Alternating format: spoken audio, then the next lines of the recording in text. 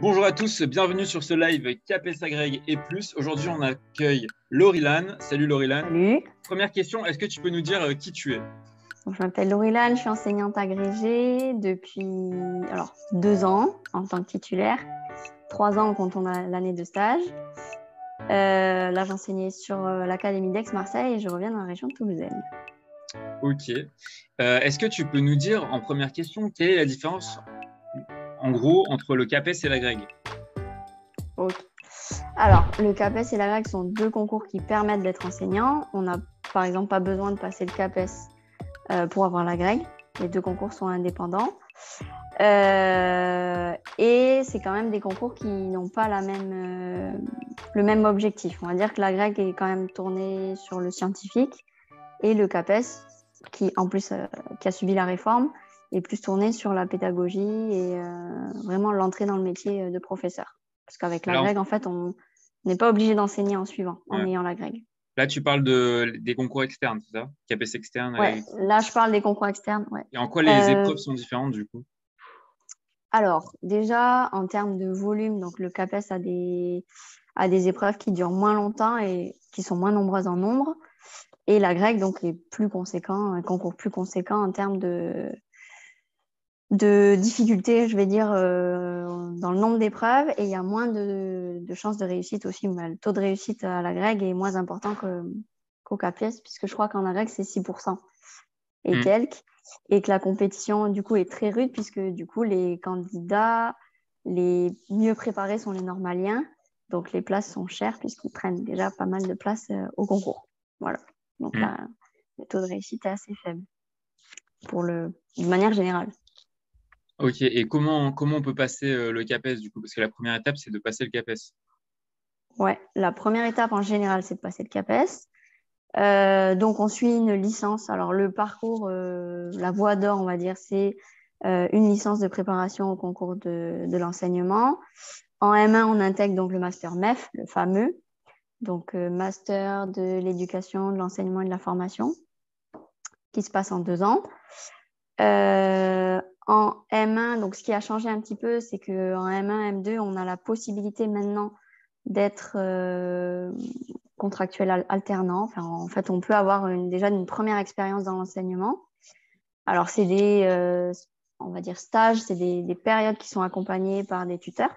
Mais dès le master, en fait, on peut commencer à enseigner ce qui n'était pas possible, entre guillemets, avant. Avant, c'était vraiment des stages d'observation. Maintenant, on peut vraiment... on appelle ça des stages de pratique accompagnés. Et on peut même avoir en M2 le statut de contractuel alternant. Voilà.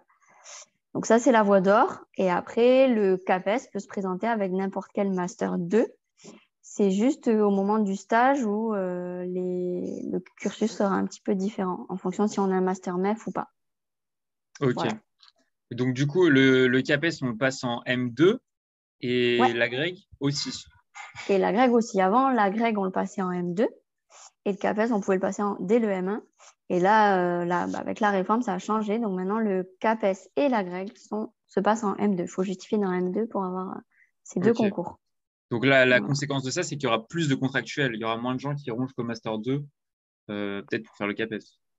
Effectivement. Et l'autre conséquence, c'est une année quand même assez chargée en M2, puisque du coup, on a le concours à travailler, on a le mémoire et en plus, on a l'expérience en contractuel si du coup, on choisit. En fait, quand tu entres en M2, on va te demander si tu veux être contractuel alternant. Donc là, c'est, je crois, au niveau du salaire, c'est quelque chose comme 700 €. Il y a 6 heures du coup par semaine. Ça, c'est le contractuel alternant. Et ensuite, en M2 MEF, il y a le M2 SOPA. Là, c'est un choix, hein. Et pour le coup, c'est un stage de pratique accompagné. Alors, de tête, tu as 12 semaines. Enfin, tu dois en tout sur l'année faire 12 semaines d'enseignement en établissement. Et là, c'est l'INSPE en fait, à laquelle tu appartiens qui décide. Soit tu fais 12 semaines en temps plein, soit tu fais un jour ou 2 jours par semaine toute l'année. Ça, c'est l'INSPE qui décide. Donc, tu as le choix entre ces deux statuts en M2. Et le choix, alors pour contractuel alternant, ça dépend des places. Il y a un nombre de places en fait. Et si, bien sûr, il y a beaucoup d'étudiants en M2 qui veulent faire contractuel alternant, c'est l'IA-IPR qui va choisir. C'est l'IA-IPR qui choisit en fonction des critères sociaux. Donc, par exemple, les boursiers sont prioritaires. Voilà. Donc là, l'IA-IPR, tu peux détailler ce que c'est? c'est l'inspecteur académique. Enfin, il y en a plusieurs par académie. Voilà, c'est eux ce sont les chefs, nos chefs hiérarchiques. Il y a le proviseur ou le principal, et ensuite il y a les IA-IPR, donc qui ont des missions, enfin qui font partie du rectorat, qui notamment nous inspectent. Et voilà, c'est eux qui choisissent du coup pour ce deuxième statut contractuel alternant. Ok. Donc, dans tous les cas, pour faire prof de SVT, donc en collège ou en lycée, il faut soit être contractuel, soit avoir le CAPES, soit avoir le CAPES plus la grègue. Mais dans tous les cas, il faut passer par ce master MEF ou il y a d'autres solutions. Il y a d'autres solutions, justement. Tu peux ne pas passer par le master MEF.